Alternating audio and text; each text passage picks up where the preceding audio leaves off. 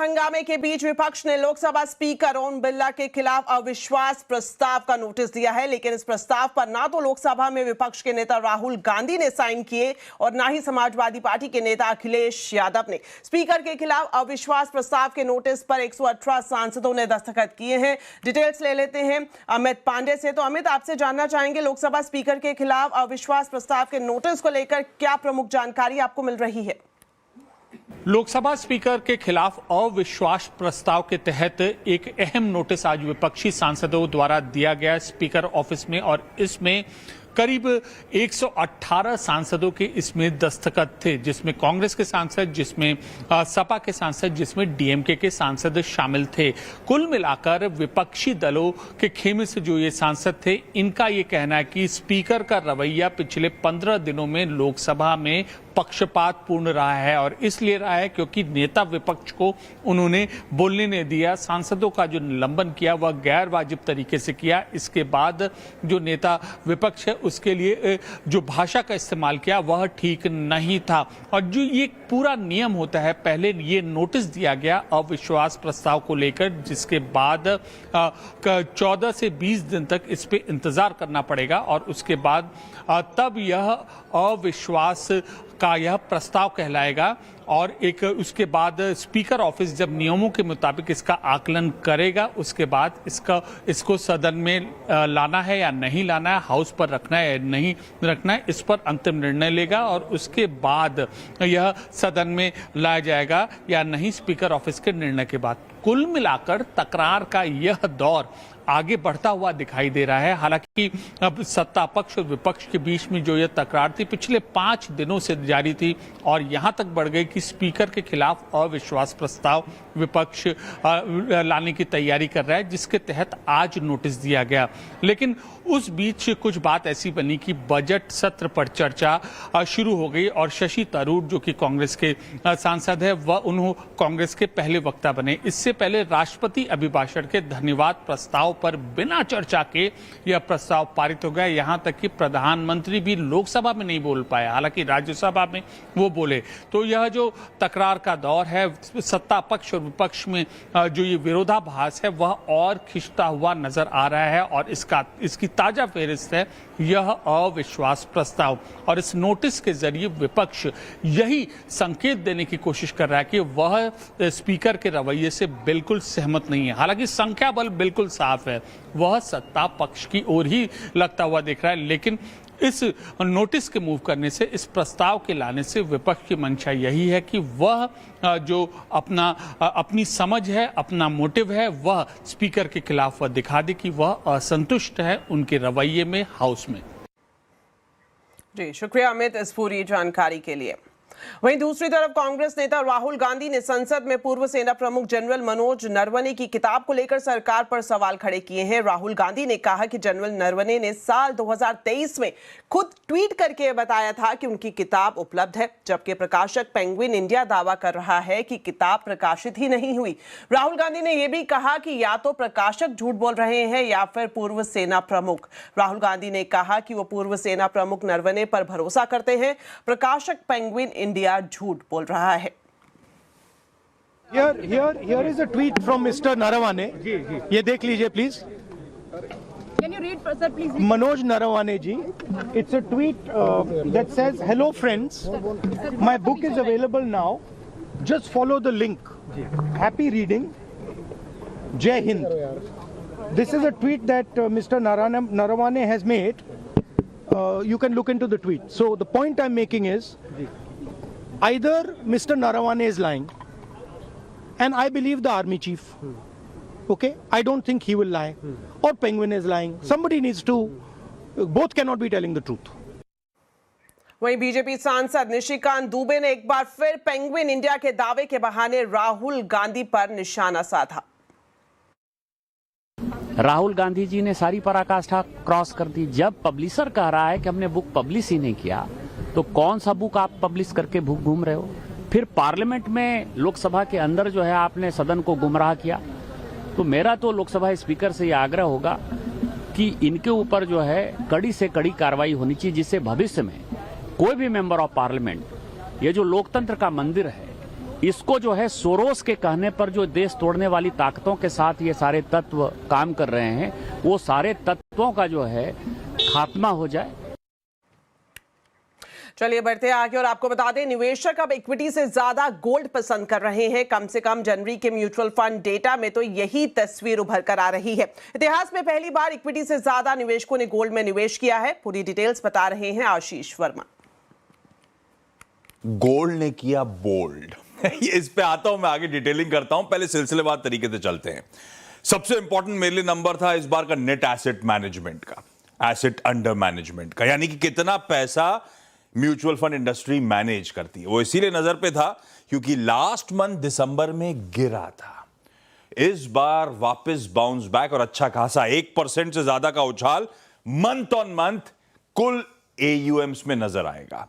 और इसके पीछे रीजन था डेट। लास्ट मंथ में तगड़े आउटफ्लोज हुए थे, मैसिव आउटफ्लोज थे, 1,32,000 करोड़ के। वो ट्रेंड वापस स्टेबलाइज होता हुआ इस बार 75,000 करोड़ रुपए डेट फंड्स में इनफ्लोज आए।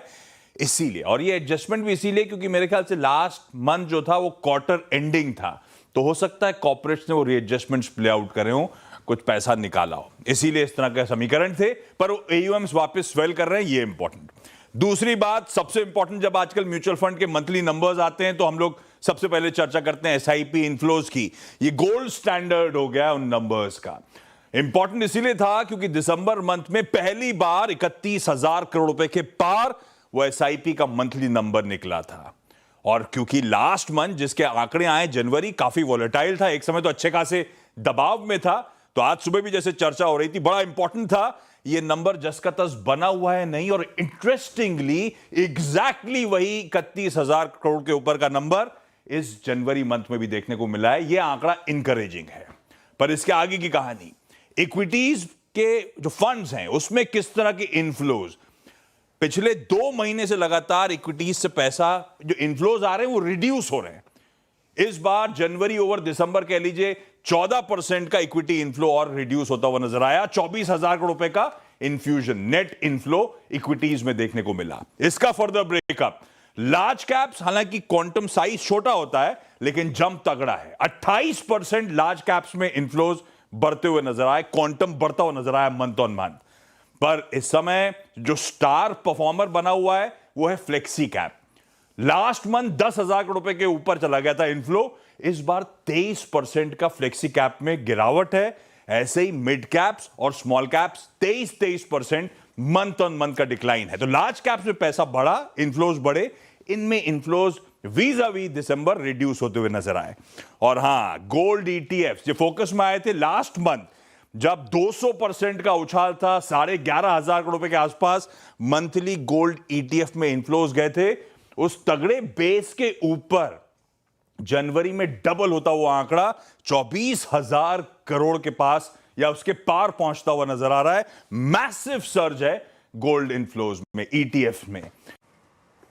अब आपको भारत अमेरिका ट्रेड डील से जुड़ी एक बड़ी खबर बता दें। अमेरिका के साथ ट्रेड डील में भारत डिजिटल सर्विस पर टैक्स हटाने पर सहमत हो गया है। भारत के साथ ट्रेड डील पर अमेरिका ने एक फैक्ट शीट जारी करते हुए ये जानकारी दी है। इस फैक्ट शीट में डील में दाल को शामिल किया गया है। साथ ही साथ भारत के साथ ट्रेड डील के बाद अमेरिका ने बांग्लादेश के साथ भी ट्रेड डील का ऐलान कर दिया है। खास बात यह है कि इसमें डेयरी, पोल्ट्री और बीफ भी शामिल है। हालांकि अमेरिका ने बांग्लादेश के गारमेंट्स को विशेष छूट दी है। पूरी खबर अब जान लेते हैं। हमारे वरिष्ठ सहयोगी लक्ष्मण रॉय हमारे साथ लाइव जुड़ गए हैं। तो लक्ष्मण जी, सबसे पहले आपसे यही जानना चाहेंगे कि अमेरिका की तरफ से जो फैक्ट शीट जारी की गई है उसमें क्या कुछ खास है? देखिए, ये दरअसल फैक्ट शीट जो यूएस की तरफ से जारी की गई, व्हाइट हाउस की तरफ से, ये पिछले हफ्ते जो ट्रेड डील का ऐलान किया गया था उस ऐलान की बारीकियां निकलकर सामने आई हैं। लेकिन उन बारीकियों में 2-3 चीज़ें काफ़ी महत्वपूर्ण हैं। सबसे महत्वपूर्ण बात कि पिछली बार जब ज्वाइंट स्टेटमेंट साझा बयान जारी किया गया था उसमें कहा गया था कि इलेक्ट्रॉनिक्स जो सर्विसेज होते हैं उस पर दोनों देश आपस में जो बैरियर हैं, जो पाबंदियाँ हैं, उनको हटाने या घटाने पर सहमत हुए। लेकिन किस तरह से घटाया जाएगा, किस तरह से हटाया जाएगा, उसका जिक्र नहीं था। लेकिन अब जो फैक्ट शीट जारी किया गया उसमें साफ तौर से कहा गया है, जो व्हाइट हाउस ने जारी किया है, वो कहा गया कि भारत जो डिजिटल सर्विस टैक्स लगाते हैं, डिजिटल टैक्स लगाते हैं, वो डिजिटल टैक्स हटाने पर सहमत हो गया है। डिजिटल टैक्स बता दूं, फेसबुक ऐड होते हैं, गूगल के ऐड होते हैं, जो अमेजन, फ्लिपकार्ट की कई सारी सर्विसेज इसके दौरान आते हैं, यानी उनके ऑफिस यहाँ पे कंपनियों को नहीं होते हैं, लेकिन डिजिटल प्लेटफॉर्म के जरिए वो भारत से कमाई करते हैं, तो उस पर भारत सरकार टैक्स लगाती है। तो इसको भारत सरकार टैक्स नहीं लगाएगी, इस बात पर सहमत हुआ है। ये ज्वाइंट स्टेटमेंट के बाद फैक्टशीट में ये बात कही गई है। बता दूं कि मामला काफ़ी पेचीदा था। WTO में ये मामला काफ़ी दिनों से लंबित पड़ा हुआ था, लगातार यूएस दबाव डाल रहा था, भारत अड़ा हुआ था, लेकिन अब इस ट्रेड डील में इसको शामिल कर लिया गया है। दूसरी जो महत्वपूर्ण बात है वो है एग्रीकल्चर में कौन कौन से प्रोडक्ट होंगे, उसका खुलासा अलग अलग प्रोडक्ट को लेकर हुआ था, लेकिन दाल इसमें शामिल नहीं था अब तक, ऐसा लग रहा था। लेकिन ये जो फैक्टशीट जारी किया गया उसमें कहा गया कि दाल भी इसमें शामिल है, यानी अमेरिका से जो भी दाल भारत आएगा, भारत उसमें ड्यूटी में विशेष रियायत देगा या ड्यूटी हटा देगा। ये साफ नहीं रियायत देगा या ड्यूटी हटा देगा, तो लेकिन दाल भी इसमें शामिल है। हालांकि बता दूं कि भारत में डिमांड सप्लाई का एक अंतर होता है, तो भारत दाल का इंपोर्ट करता है, कहीं पे 10% तो कहीं पे 30% तक ड्यूटी यहाँ पे लगती है। अमेरिका से दाल होगा, ये इसमें शामिल कर लिया गया है। लेकिन एक जो महत्वपूर्ण बात है वो इसमें भी कहा गया इस फैक्टशीट में कि आगे चलकर दोनों देश इस ट्रेड डील से और बड़ा डील करने के लिए काम करेंगे। अगले कुछ हफ्तों में ये जो फ्रेमवर्क है इसको लागू करने की कोशिश करेंगे और दोनों देशों के बीच साझेदारी का रास्ता और बुलंद करेंगे, इस फैक्टशीट में कहा गया है। जी लक्ष्मण जी, बांग्लादेश के साथ भी अमेरिका ने ट्रेड डील कर ली है। अगर भारत के नजरिए से देखें तो क्या कुछ खास दिख रहा है इन दोनों देशों के बीच जो ट्रेड डील हुई है उसमें?